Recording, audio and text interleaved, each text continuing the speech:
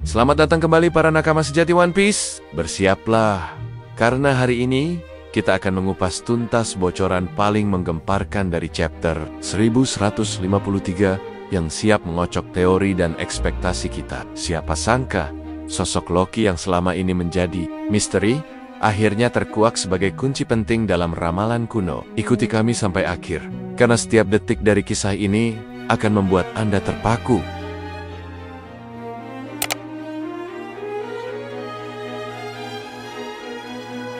Chapter 1153 judul yang sangat provokatif, Kelahiran Loki, langsung membawa kita ke masa lalu yang penuh gejolak. Kita disuguhkan pemandangan Raja Herald yang tengah mengamuk, melancarkan kegilaan di sebuah wilayah yang entah di mana. Bayangkan, kehancuran terjadi di mana-mana, bukan karena kejahatan, melainkan karena kemarahan seorang raja yang meluap-luap. Di tengah kekacauan itu, takdir mempertemukannya dengan seorang wanita bernama Ida, sosok yang ternyata adalah ibu dari Hajrudin, raksasa yang kita kenal. Ida, yang tengah disandera oleh kelompok sirkus, menjadi pemicu kemarahan Herald. Tanpa pikir panjang, Raja Herald menghancurkan sirkus beserta area sekitarnya. Semua demi membebaskan Ida dari apa yang dia anggap sebagai penindasan.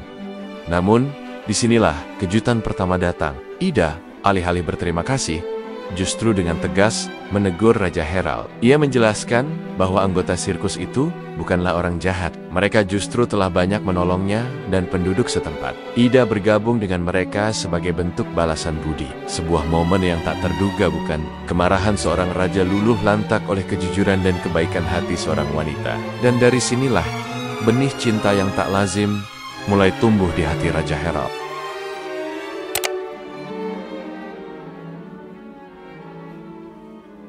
Cinta memang bisa mengubah segalanya, bahkan seorang raja yang penuh amarah. Setelah pertemuan monumental itu, Raja Herald membawa Ida kembali ke Elbaf, tanah para raksasa. Namun, kedatangan Ida bukanlah satu-satunya perubahan yang dibawa Herald. Terinspirasi oleh pandangan dan kebaikan hati Ida, Raja Herald memulai era modernisasi di Elbaf. Ia berupaya membentuk aliansi baru, membuka diri terhadap dunia luar, dan memajukan peradaban para raksasa yang selama ini mungkin cenderung tertutup. Ini adalah sebuah langkah revolusioner bagi Elbaf. Seiring berjalannya waktu, cinta antara Raja Herald dan Ida berbuah manis. Lahirlah seorang putra, Hajrudin, sosok yang kelak kita kenal sebagai salah satu raksasa kuat dan loyal dalam kru bajak laut topi jerami. Namun, kebahagiaan ini tak berlangsung mulus.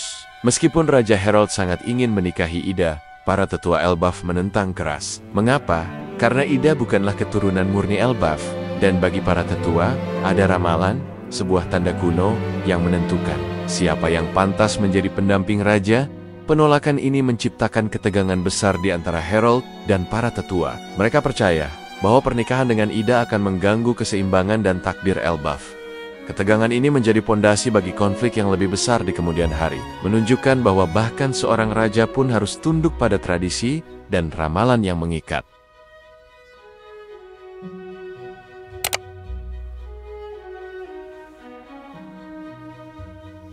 Jadi, jika Ida bukan yang ditakdirkan, lalu siapa? Para tetua Elbafi, dengan kebijaksanaan dan kearifan kuno mereka, telah membaca ramalan dan melihat tanda-tanda. Mereka meyakini bahwa hanya seorang keturunan Elbaf murni yang berhak menjadi ratu dan melahirkan pewaris tahta yang sah. Dan sosok yang mereka pilih adalah Astrid.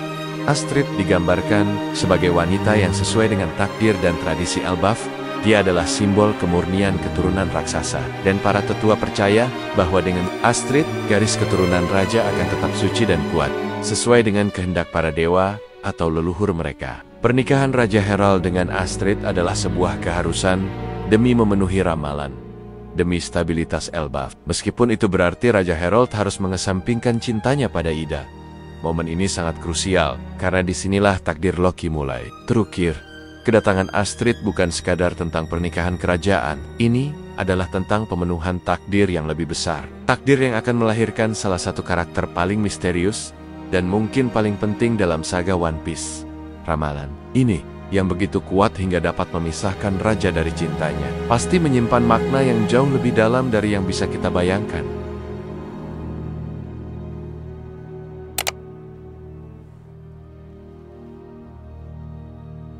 Dan inilah momen yang paling dinanti, sekaligus paling menyayat hati, kelahiran Loki.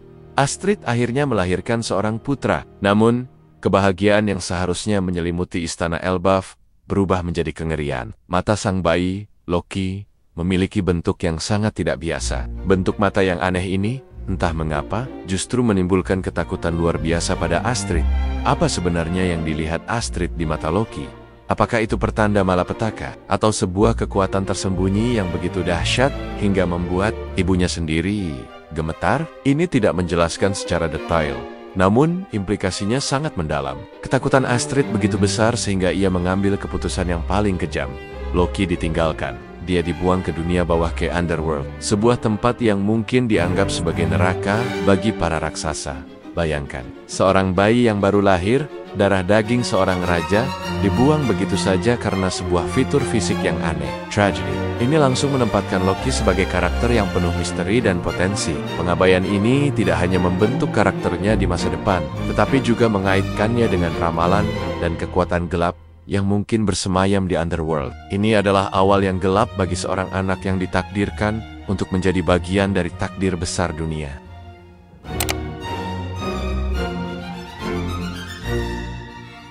Kisah tragis Loki tidak berhenti sampai di situ. Chapter 1153 menutup dengan adegan yang sangat kuat dan memilukan.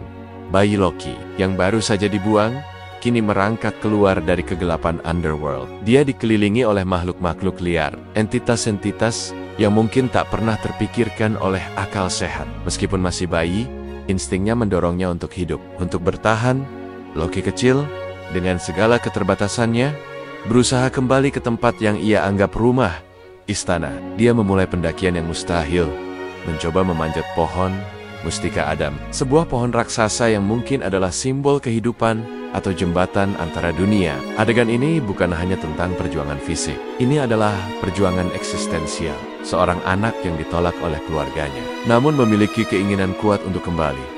Penutupan chapter ini meninggalkan kita dengan banyak pertanyaan. Bagaimana Loki bisa bertahan di Underworld? Kekuatan apa yang mendorongnya untuk kembali? Dan apa arti sebenarnya dari mata aneh yang membuat ibunya takut? Perjalanan Loki dari Underworld ini adalah fondasi bagi perkembangan karakternya menjadikannya salah satu sosok paling menarik yang patut kita nantikan perannya di masa depan One Piece.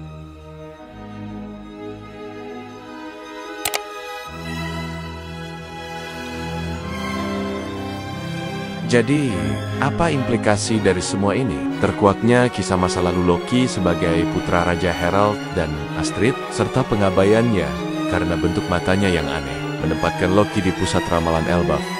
Dia bukan lagi sekadar karakter sampingan yang disebut-sebut. Dia adalah bagian integral dari narasi besar One Piece. Pertanyaannya sekarang, apa peran Loki di masa depan? Apakah dia akan menjadi sekutu atau musuh? Mengingat sejarahnya yang tragis, apakah dia akan menyimpan dendam terhadap Elbaf? Atau justru akan menjadi penyelamat mereka? Matanya yang tidak biasa mungkin adalah kunci kekuatan atau takdir khusus yang dimilikinya. Kita juga tahu bahwa manga One Piece akan libur setelah chapter ini, membuat kita semua semakin penasaran dan tak sabar menunggu kelanjutan kisahnya. Ini hanyalah awal dari terkuaknya misteri Loki. Nantikan chapter-chapter berikutnya. Karena One Piece selalu berhasil mengejutkan kita dengan setiap plot twistnya. Jangan lupa bagikan teori Anda di kolom komentar. Dan sampai jumpa di pembahasan One Piece selanjutnya, tetaplah berlayar bersama kami.